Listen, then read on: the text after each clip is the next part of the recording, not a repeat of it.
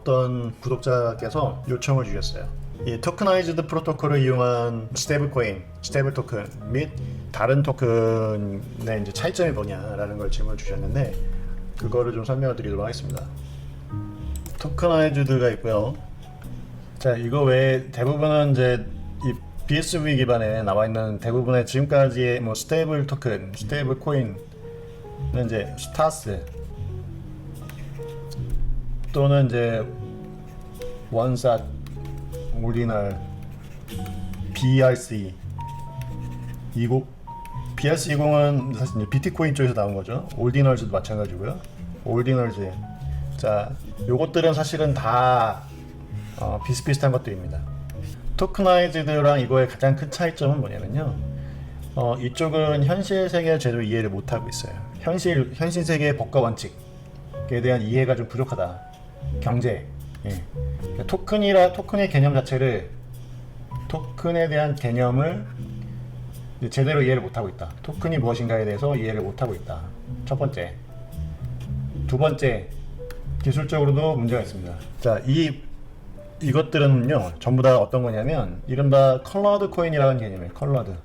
컬러드 코인이라고 하는 개념인데, 이 스타스 계열의 것들, 올디널즈라든가 스타스 이런 것들은 전부 다 원리가 어떻게 되냐면요, 이 컬러드 코인이라고 하는 개념은 뭐냐면, 기술적인 거는 토큰 하나 이제 만들 때 이 토큰을 독립적으로 만드는 게 아니라요, 기존에 이렇게 정의되어 있는 사토시를, 컬러드 토큰이라고 하는 건 뭐냐면, 컬러드 코인 또는 컬러드 토큰이라고 하는 건 뭐냐면, 오디널도 마찬가지고요.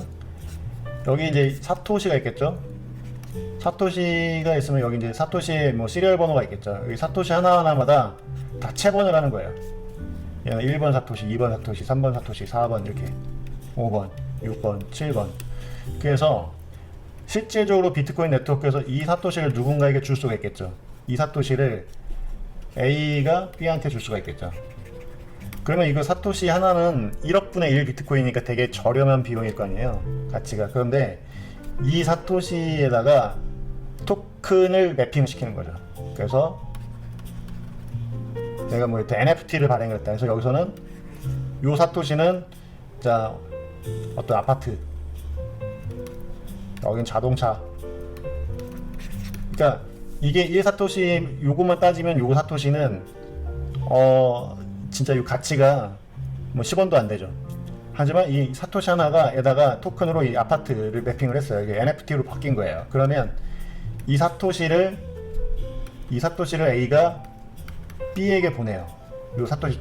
그러면 이 아파트를 소유권이 옮겼다라고 우리가 그렇게 생각을 합시다라고 하는 게 이 컬러드 토큰 프로토콜의 핵심이다. 자, 근데 이렇게 합시다라는 게 뭐죠? 그걸 약속이죠.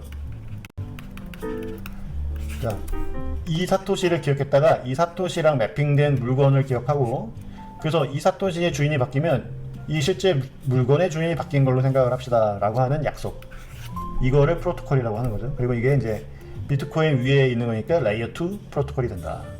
자, 얼핏 보면 그럴듯하죠. 얼핏 보면 그럴듯한데, 여기서 문제점은 뭐냐면요,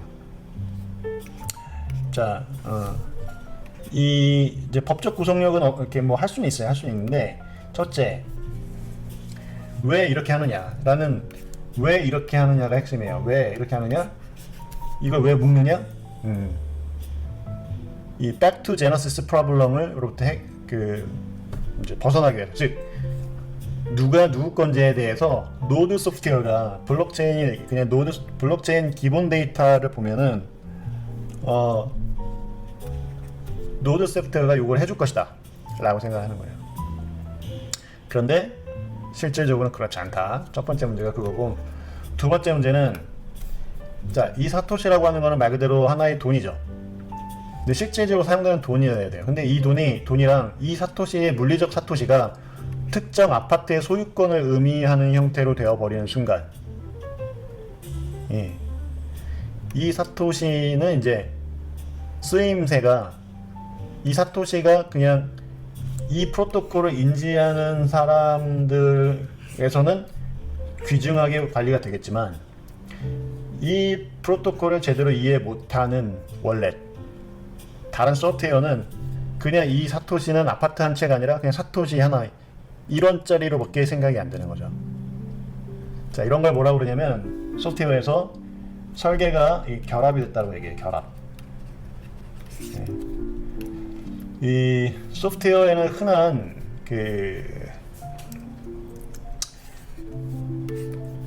격언이 있어요.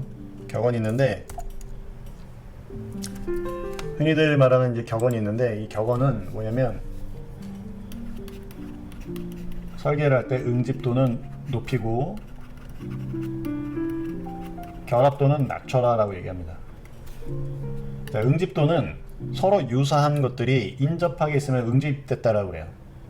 그래서 숟가락이랑 젓가락이랑 밥그릇이랑 자, 이렇게 모여 있어요. 그러면 이제 응집이 된 거죠. 예. 그런데 숟가락 있고 갑자기 자동차 나타나고 예, 신발 있고요. 제각각이 이렇게 같이 막 이렇게 있어요. 젓가락은 여기 따로 있고 밥 먹어야 되는데 자 얘네들끼리 관련이 없는 것끼리 모여 있다 이러면 안 되죠. 관련이 없는 게 모여 있으면 나쁘죠. 이런 건 관련이 좀 부족한 게 이렇게 묶여 있으면 이거는 결합됐다라고 해요. 관련이 있는 게 묶여 있으면 응집됐다라고 그러고요. 둘 다 모여 있는 건데 예. 뭐 사실 이제 관련 있는 거는 모으고 관련 없는 건 떨어뜨려라 같은 얘기입니다. 예. 이런 토크나이즈드 외에 다른 프로토콜의 문제점은 이것이다. 전부 다 컬러드 대부분 컬러드 코인의 발상 여기에 기반하고 있기 때문에 마치 EVM 이더리움 기반의 모든 EVM 기반의 네트워크가 정상 동작을 할 수 없는 것처럼 마치 이제 이 컬러드 코인 방식의 이 토큰화는 근본적인 이런 한계를 가지고 있습니다. 예. 코인들이 이제 비트코인에는 이렇게 사토시들이 있다고 그랬죠. 사토시 빌트인 미리 만들어진 또는 이제 뭐 네이티브 여기에 있는 실제로 원주민 네이티브 코인 최초에 사토시 나카모토가 발행한 그 사토시 코인이 맞느냐라고 하는 거를 확인을 하는데 그거를 노드들이 이제 검증을 하는 거죠. 노드들이 검증을 하는데 사실은 노드들이 검증을 대행해 준다기보다 아까 이 이메일에서 보면 어때요? P2P로 온라인으로 해야 되니까 사실상 거래 당사자 본인이 해야 되는 거죠. 근데 이제 이 부분도 이제 많은 오해가 있는 겁니다. 노드들이 검증을 대행해 준다라고 사람들이 오해를 많이 해요. 그러다 보니까 이제 이런 내용이 왜 나오냐면 토큰을 만들면 비트코인에 레이어 1이 있고 이 사토시는 그래서 사토시 나카모토 말고요. 사토시 코인 이 사토시 코인은 레이어 1 코인이라고 생각을 하는 거죠. 사람들이 뭐 맞죠. 레이어 1 그 다음에 이제 여기 위에 추가로 토큰을 발행해요. 이 토큰을 발행하는 거는 뭐라고 생각하냐면 이제 레이어 2죠. 당연히 예, 레이어 2가 맞습니다.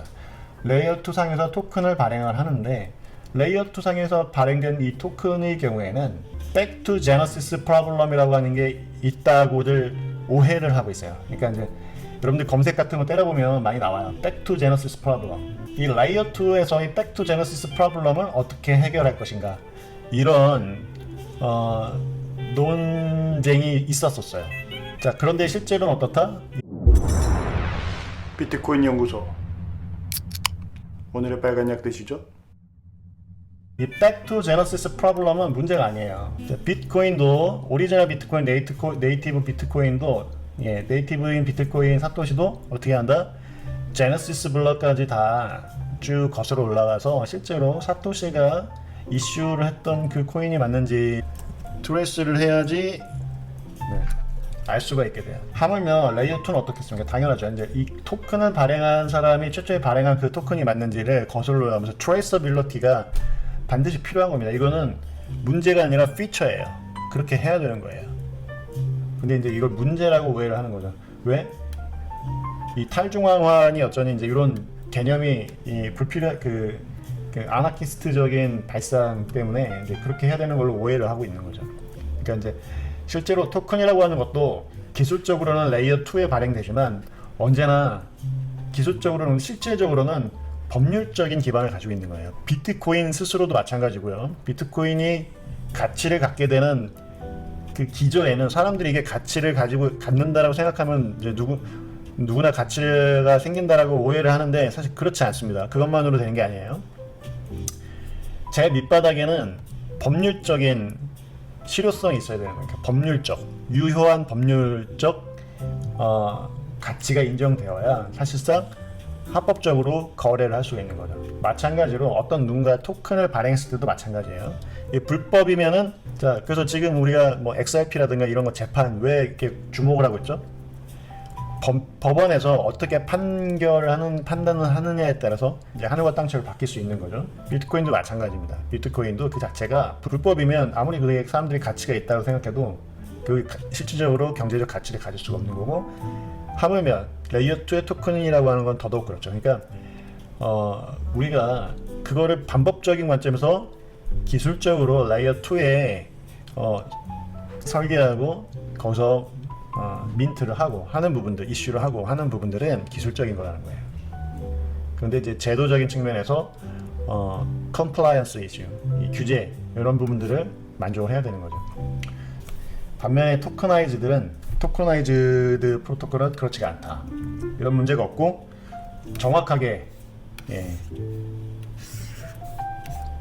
정말로 토큰이 뭔지 정확하게 이해를 하고, 근데 확장성이라든가 이런 불필요한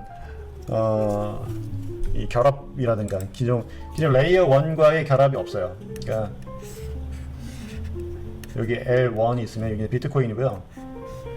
레이어 2에 다양한 토큰 프로토콜이 있을 수 있습니다. 근데 이제 L2에 어떤 피처가 있는 거죠. L2의 특정한 피처가 L1과 결합되어 있지 않아요.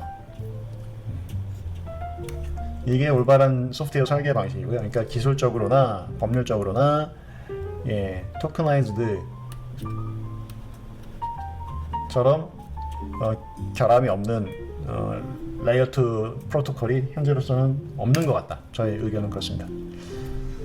자,